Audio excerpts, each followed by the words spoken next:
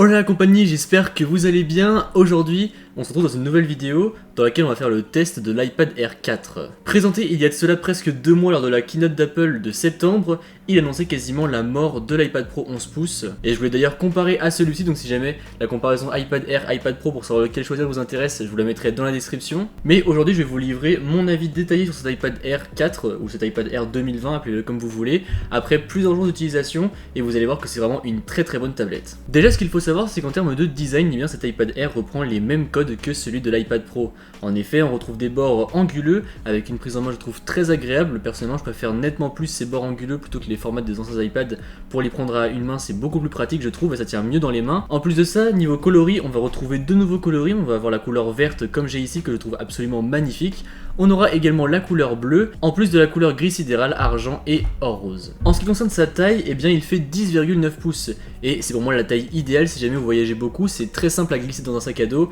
Et pareil pour les petites tablettes dans l'avion, c'est pour moi la taille parfaite puisque ça rentre pile poil dessus, c'est pas trop grand, ça embête pas les voisins d'à côté et c'est suffisamment grand pour pouvoir regarder des films ou des séries dessus. Mais juste avant de parler de l'écran en lui-même, j'aimerais qu'on parle un petit peu des bordures puisque c'est quelque chose qui a fait un petit peu débat quand même sur les réseaux sociaux et beaucoup de personnes m'ont posé la question, est-ce que c'était vraiment gênant par rapport à un iPad Pro? Donc déjà deux choses, la première c'est que oui elles sont légèrement plus grosses, mais personnellement venant d'un iPad Pro, eh bien ça ne m'a absolument pas dérangé du tout de réutiliser un iPad avec des bordures légèrement plus grosses. Et la deuxième chose c'est que la majorité des consommateurs qui vont acquérir cet iPad Air 4 eh bien n'auront pas eu d'iPad Pro avant, donc au final pour eux les bordures ça ne paraîtra pas plus gros que ça, et en plus de ça encore une fois on les oublie vraiment très vite. Donc maintenant revenons à l'écran en lui-même, je trouve qu'il propose vraiment de très bonnes couleurs, je suis vraiment un fan des rendus des écrans des iPads, je trouve que c'est très bien, que ce soit pour regarder des vidéos, regarder des films, même regarder la télé, si jamais vous vous en servez comme télé, c'est vraiment très agréable, les couleurs sont très jolies, donc là-dessus vraiment aucun souci à avoir, c'est vraiment très beau.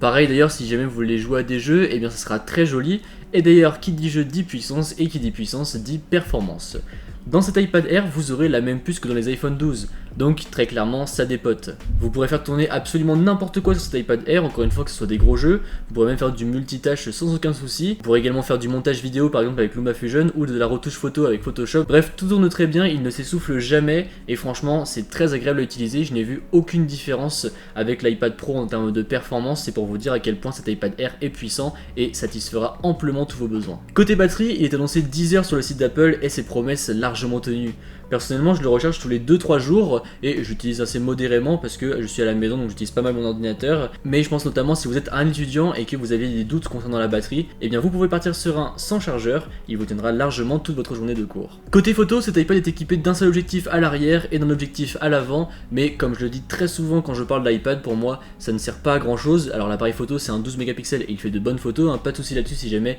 vous aimez prendre des photos avec votre tablette, eh bien il se fera de bonnes photos, mais personnellement je m'en sers uniquement pour les FaceTime, pareil pour la caméra avant, c'est uniquement pour les Skype, FaceTime, etc. Et encore une fois, le job est largement rempli puisque la qualité est bonne et franchement, j'en demande pas plus pour une tablette. Après, si jamais vous voulez plus de possibilités en termes de photos, là pour le coup, il faudra plus partir sur un iPad Pro qui lui en offre plus mais qui est également plus cher. Toujours en lien avec la caméra frontale, ou du moins plus trop maintenant justement, puisqu'on n'a pas de Face ID sur cet iPad Air 4, on retrouve en effet un Touch ID qui se situe sur le dessus. Alors placement un petit peu insolite côté Apple puisque d'habitude on retrouvait le Touch ID dans le bouton central, mais une fois qu'on s'y fait vraiment, ça marche très bien, c'est toujours aussi rapide et puis après ça devient naturel comme geste, donc pas de souci. Côté son, contrairement à ce qu'on pourrait penser, cet iPad Air est équipé seulement de 2 capteurs stéréo, vous en aurez un du côté gauche supérieur et un du côté gauche inférieur, et en fait les autres grilles qu'il y a sur le dessus et sur le dessous sont en fait simplement esthétiques par souci du détail puisque elles ne servent à rien en termes de son. Cet iPad Air, comme vous pouvez le voir ici avec le petit aimant, il est compatible avec l'Apple Pencil de 2ème génération et il est également compatible avec tous les claviers qu'Apple a sortis jusqu'à maintenant pour les iPads, donc ça c'est très pratique.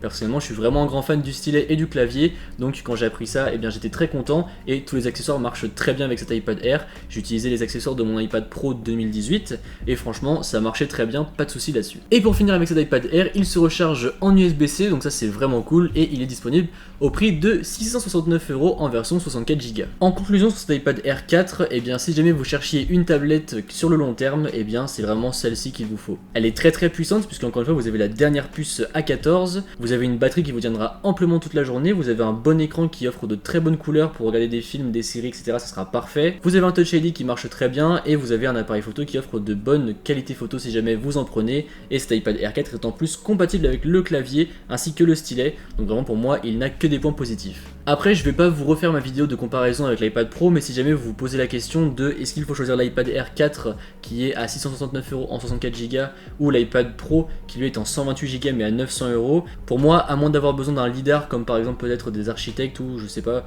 moi je sais qu'il y a des gens qui utilisent le capteur de lidar de leur iPhone pour faire par exemple des simulations avec des nouveaux volets sur une maison, ils prennent la photo de la maison et en gros ils peuvent directement appliquer les nouveaux volets, qu'est-ce que ça ferait, ou alors appliquer par exemple une véranda, qu'est-ce que ça rajouterait à la maison grâce au capteur lidar. Donc à moins de travailler dans ces professions là, pour moi il n'y en a pas besoin, ou alors à moins d'avoir besoin du promotion de l'iPad Pro, puisque je sais pas, vous êtes par exemple un dessinateur donc vous avez besoin de beaucoup de réactivité avec le stylet, et bien pour moi ça ne vaut pas le coup de prendre un iPad Pro. Je pense qu'il vaut mieux prendre un iPad Air et l'équiper avec un clavier et un stylet qui au final vous reviendra au même prix qu'un iPad Pro tout seul, et vous verrez que le tout sera très vite rentabilisé. Mais il y a beaucoup de rumeurs qui annoncent que la gamme Air maintenant remplacerait la gamme 11 pouces des iPad Pro et qu'en gros après pour le futur on aurait seulement l'iPad Pro en 12,9 pouces, donc à voir ce que ça va donner dans les années à venir, mais en tout cas celui-ci eh bien, fera très bien l'affaire pour une grande majorité de la population, et encore une fois c'est une tablette qui vous tiendra vraiment très longtemps de par ses performances et sa puce toute récente. Sur ce, j'espère que la vidéo vous a plu, si c'est le cas comme d'habitude n'hésitez pas à mettre un pouce bleu, à me suivre sur les réseaux sociaux qui se trouveront dans la description